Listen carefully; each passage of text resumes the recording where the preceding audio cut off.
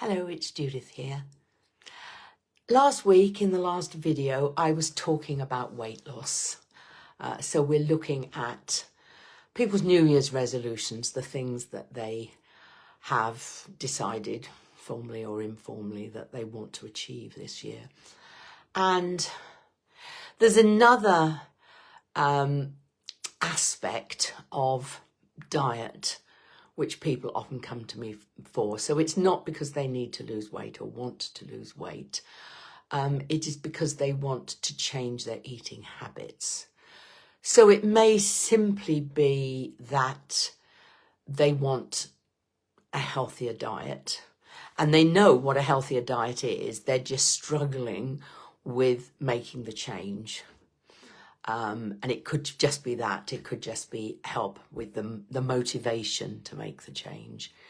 Or maybe it could be to do with some particular food that they enjoy or a particular type of food. So maybe, they really can't live without McDonald's or whatever it is. No judgment here. So they need help dealing with cravings.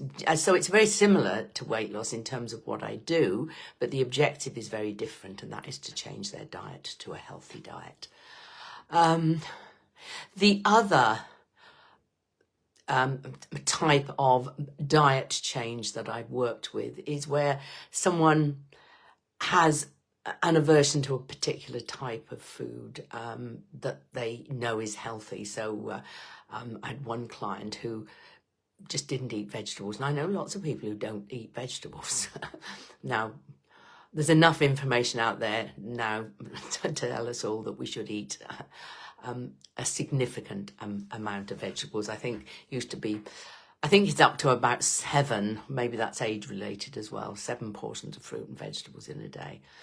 And so they just didn't like the taste of vegetables. So we can do sort of desensitization, imagining them eating the food that they don't like in hypnosis and actually enjoying it. Sometimes it's a taste thing, more often it's a texture thing. So it's really the classic mental rehearsal that I use with fears and phobias, but adapted to learn to enjoy another type of food, to break the habit of not liking it, if you like, to put it very simply. And at the most extreme end, I suppose, I have worked with people who have an extremely limited diet. So only eat white things or very pale things, but the beige diet, or literally very, very limited number of foods or food types ever. And of course, that is very, very unhealthy.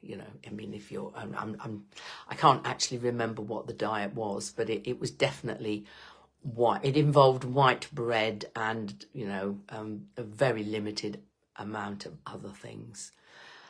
So there's a lot that I can do for issues like that, where people know that their diet is unhealthy, either because it's extremely restrictive or because there's something that they don't eat, or they are aware that they're eating the wrong things. And there are things we can do for all of those in order to move them on to a much healthier diet.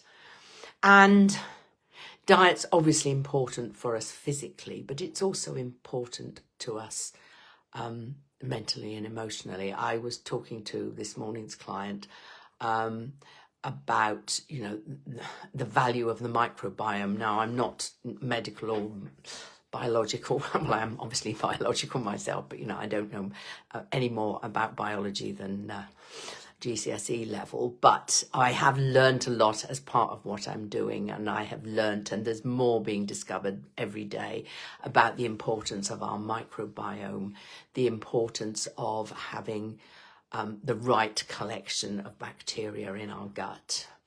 And I think also now it's believed that that is very individual. So you can't just say, well, if you eat this, this, this, and this, you'll be fine. You've got to learn what your gut particularly wants.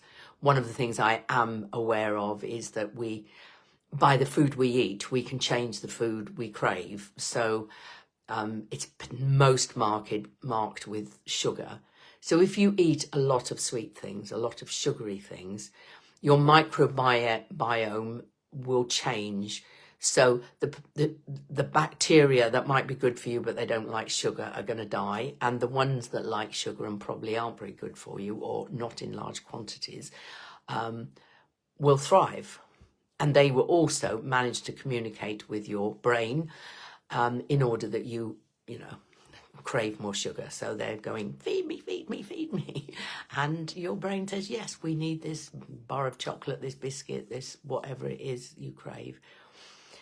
And the key with the microbiome is that we have, a range of bacteria, quite a wide range of bacteria and a balanced range of bacteria. So it could be that the food you're eating is affecting your microbiome, and your microbiome will affect your mental and emotional health. And I know when I'm on a bit of a naughty streak, last year, for instance, was a tough year. And there was a period of time where I craved, what did I crave? Custard tarts, custard slices. I probably mentioned those last week. You can see how much, how high they are in my priority list. Just lots of carbs, not necessarily just sweet, but just lots of carbs. And I know from experience that lots of carbs, particularly carbs of the wrong sort, make me very sluggish. And I was suffering from exhaustion periods last year. And I suspected, I probably knew but didn't want to know, if you know what I mean, that this was, part of it was dietary related. So I made a huge effort in September to get back on a better dietary track where I'm getting my sweetness from fruit, flavoured yogurts, which I read recently aren't necessarily terribly good for you because they're processed, but you've got to have something that you look forward to.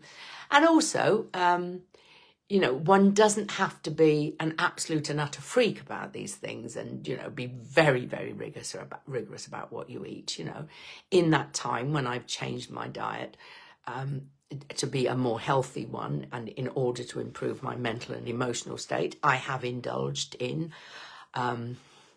things that I enjoy, things that I like, obviously over Christmas.